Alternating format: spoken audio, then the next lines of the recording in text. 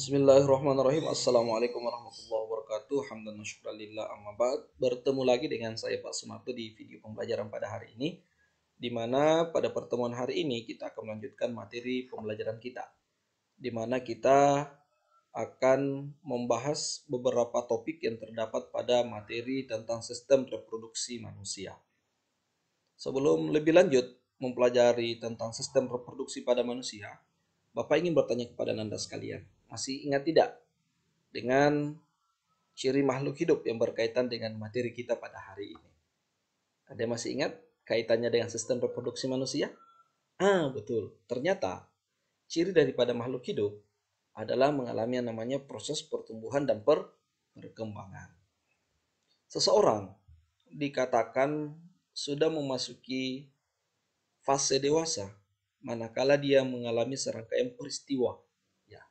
Pada laki-laki, peristiwa yang dialami terlebih dahulu adalah mengalami yang namanya peristiwa mimpi basah. Sedangkan pada wanita, dia dikatakan telah dewasa manakala dia sudah mengalami peristiwa yang disebut dengan menstruasi. Oke, kita lanjut ya. Pertama yang ingin kita bahas adalah gametogenesis. Apa sih itu gametogenesis? Gametogenesis adalah proses pertumbuhan dan perkembangan sel-sel kelamin, ya. Jadi baik yang terdapat pada wanita maupun pada pria. Gametogenesis itu sendiri terbagi menjadi dua proses. Yang pertama ada yang disebut dengan spermatogenesis yang terjadi pada laki-laki dan oogenesis yang terjadi pada perempuan. Apa sih itu spermatogenesis? Spermatogenesis adalah proses pembentukan sel kelamin jantan atau sel sperma, di mana pada spermatogenesis ini terjadi beberapa fase, ya. Yang pertama ada yang disebut dengan spermatogonium. Ya, spermatogonium ini dia bersifat diploid atau 2N. Nah, di sini ya 2N. Dia berjumlah 46 sel kromosom. Dari spermatogonium ini kemudian mengalami proses yang disebut dengan spermatosit primer, yang dimana spermatosit primer ini juga bersifat diploid atau 2N.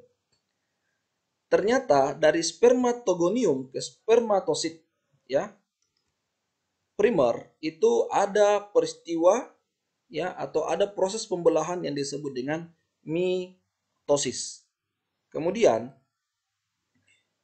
dari spermatosit primer ini kemudian terbagi menjadi dua, ya, satu, dua, dan peristiwa ini disebut dengan spermatosit sekunder. Dari spermatosit primer ke spermatosit sekunder itu terjadi peristiwa yang disebut dengan meiosis 1. Oke, meiosis 1 ya.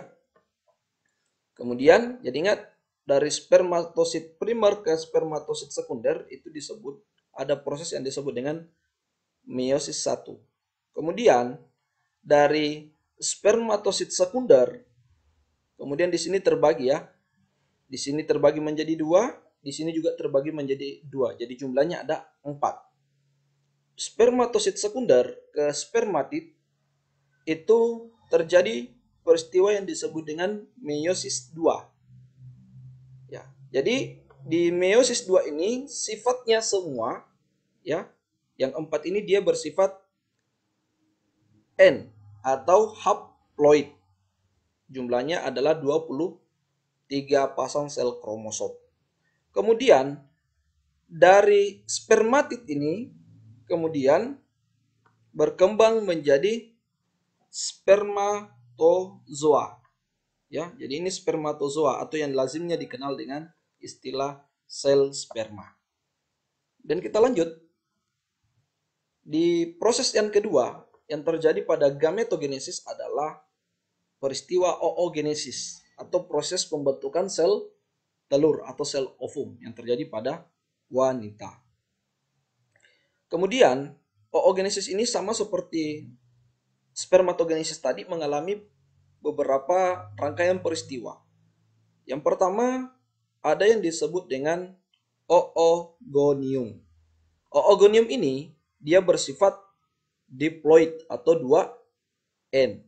Jadi jumlahnya tadi sama, dia 46 sel kromosom.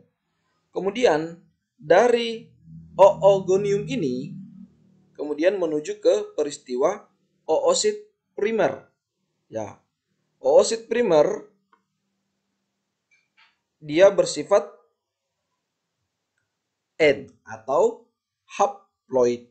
Nah, dari oogonium terjadi peristiwa yang disebut dengan mitosis atau pembelahan mitosis. Oke. Kemudian dari oosit primer ini kemudian terjadi yang namanya peristiwa pembelahan lagi ya atau oosit sekunder. Dari oosit sekunder ini dia juga bersifat N atau haploid. Peristiwa yang terjadi adalah meiosis 1. Namun yang perlu kita ingat, di sini terjadi perbedaan, ya. Terjadi perbedaan dengan proses spermatogenesis tadi, walaupun proses secara keseluruhan hampir sama. Di mana pada bagian yang satu ini, ya, kita perhatikan dulu yang sebelah kanan, itu terjadi peristiwa yang disebut dengan ootit, ya. Jadi dia ootit. Sedangkan yang di samping ini disebut dengan badang polar. Ingat ya. Jadi ada yang disebut dengan ootit dan ada yang disebut dengan badang polar. Dari peristiwa itu, ya, kemudian selanjutnya masuk ke proses pembentukan sel ovum atau sel telur. Nah, ini sel telur dewasa. Namun proses yang terjadi dari oosit sekunder menuju proses pembentukan sel telur dan badan polar itu ada yang disebut peristiwa meiosis 2 sebelum terbentuk yang namanya sel telur dewasa.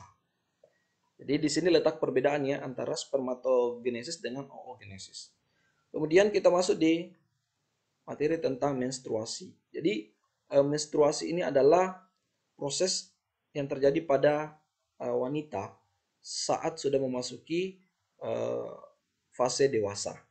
Yang dimana di sini ada beberapa hormon yang berperan dari proses menstruasi ini sendiri, ya. Jadi ada FSH dan ada LH dan beberapa hormon-hormon yang lainnya. Dan ini adalah tabel siklus menstruasi ketika terjadi, ya. Jadi masing-masing ada perbedaan dari waktu ke waktu, ya, mulai dari hari pertama sampai hari keempat, hari kelima sampai ke-13, hari ke-14, hari ke-15 sampai ke-28. Jadi dia mengalami fase yang berbeda-beda. Kemudian kita memasuki materi tentang proses pembuahan atau fertilisasi dan kehamilan atau gestasi. Jadi apa sih yang dimaksud dengan fertilisasi? Jadi fertilisasi adalah proses peleburan antara sel sperma dengan sel ovum atau sel telur. Di mana sel terjadinya fertilisasi ini, ya, pada makhluk hidup kita kenal ada yang terjadi secara internal dan eksternal. Jadi ada yang terjadi di dalam sel tubuh, ya, dan ada yang terjadi di luar sel tubuh itu sendiri. Oke, selanjutnya dari proses fertilisasi ini akan menghasilkan yang namanya zigot, ya, yang merupakan hasil daripada proses peleburan tadi. Ada beberapa tahapan yang terjadi pada perkembangan zigot itu sendiri, ya.